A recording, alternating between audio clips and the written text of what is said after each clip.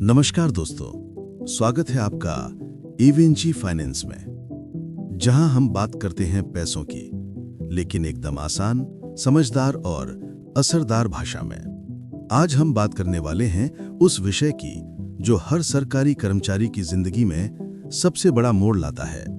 वो है पे कमीशन, यानी वेतन आयोग। और इस बार पूरी दुनिया की नजरें टिकी हैं 8th पे कमीशन पर, क्योंकि ये सिर्फ एक वेतन संशोधन नहीं, बल्कि करोड़ों परिवारों की उम्मीदों का फैसला है। चलो शुरू करते हैं एक गहरी, सोच समझ वाली यात्रा, वेतन आयोग की कहानी से लेकर 8th पे कमीशन के असर तक। पे कमीशन क्या होता है? हर 10 साल में या जब सरकार को जरूरत महसूस होती है, फाइनेंस मिनिस्ट्री एक नया आयोग बनाती है। इसका काम होता है सेंट्रल गवर्नमेंट एम्प्लॉयज की सैलरी स्ट्रक्चर, अलाउंसेस और पेंशन बेनिफिट्स को रिव्यू करना।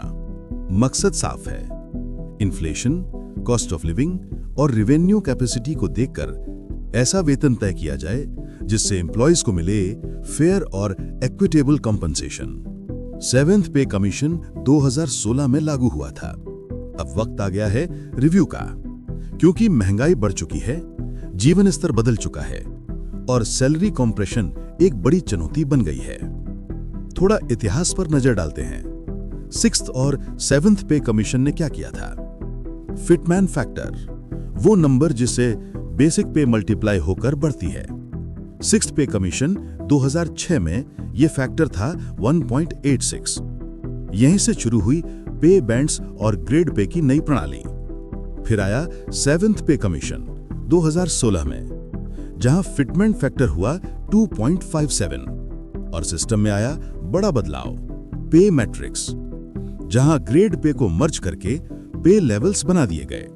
अब आते हैं असली मुद्दे पर। 8th पे commission. Ministry of finance, department of expenditure ने कैबिनेट की अप्रूवल के बाद 8th पे कमीशन का गठन किया है।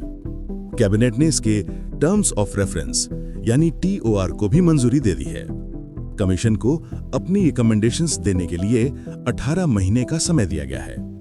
इसका फोकस रहेगा पे, अलाउंसेस, पेंशन और वर्किंग कंडीशंस की समीक्षा पर। अब जानते हैं कौन है इस आयोग के सदस्य।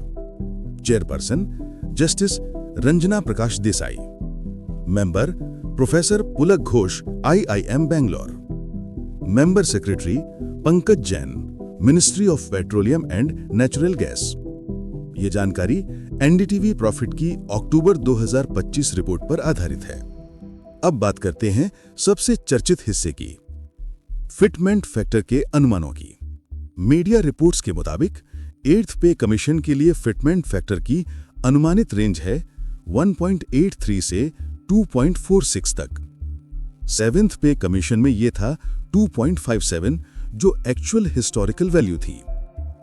8th CPC में कंजर्वेटिव एस्टीमेट है 1.83, मॉडरेट एस्टीमेट 2.15 और ambitious scenario 2.46। Final number commission की सिफारिश और सरकार के निर्णय पर निर्भर करेगा। एक आसान उदाहरण लेते हैं। मान लीजिए किसी कर्मचारी की करंट बेसिक पे है 50,000 रुपए। अलाउंसेस जैसे HRA और DA अभी हम शामिल नहीं कर रहे। अगर 7th CPC के हिसाब से देखें तो फिटमेंट 2.57 पर नई बेसिक सैलरी होगी 1,28,500, यानी लगभग 157% की वृद्धि। अगर 8th CPC का कंजर्वेटिव फिटमेंट फैक्टर 1.83 माने तो नई बेसिक होगी 91,500, यानी 83% की बढ़ोतरी।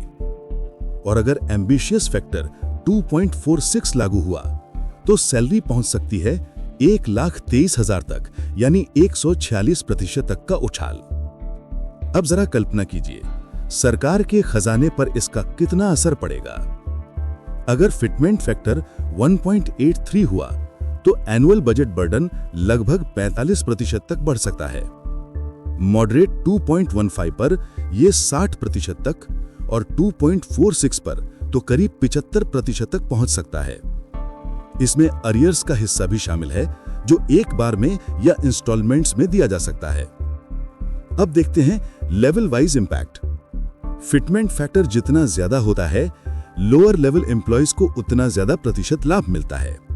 लेवल 1 यानी जूनियर स्टाफ को मिल सकता है करीब 115% तक इंक्रीमेंट। लेवल 7 यानी मिडिल लेवल ऑफिसर्स को 95%, लेवल 14 यानी सीनियर ऑफिसर्स को 75% और अपेक्स लेवल यानी सेक्रेटरी रैंक को लगभग 50% तक का इंक्रीमेंट मिल सकता है। यही कहलाता है सैलरी कंप्रेशन, जहां एक ही फैक्टर से सभी को समान बढ़ोतरी नहीं मिलती। अब समझते हैं कमीशन के काम के दायरे यानी TOR के मुख्य बिंदु। सैलरी स्ट्रक्चर को सिंप्लीफाई करना, अलाउंसेस की समीक्षा करना, पेंशनर्स के लिए नए फिक्सेशन रूल्स लाना, वर्किंग कंडीशंस में सुधार करना और इक्विटी यानी समानता सुनिश्चित करना। अलाउंसेस जैसे DA, HRA, transport, special allowance सभी की समीक्षा होगी। कई अलाउंसेस मर्ज या रैशनलाइज किए जा सकते हैं। पेंशनर्स के लिए अरियर्स और डिसबर्सवल की नई पॉलिसी भी आ सकती है। पुराने और नए पेंशन रूल्स की तुलना भी आयोग करेगा। अब बात करते हैं विनर्स और फिस्कल चैलेंजेस की। अगर फिटमेंट फैक्टर ज्यादा हुआ तो जूनियर एम्प्लॉयज यानी लेवल 1 से 6 को भारी फायदा मिलेगा, लेकिन सीनियर ऑफिसर्स के लिए पे कॉम्प्रेशन और ज्यादा बढ़ेगा।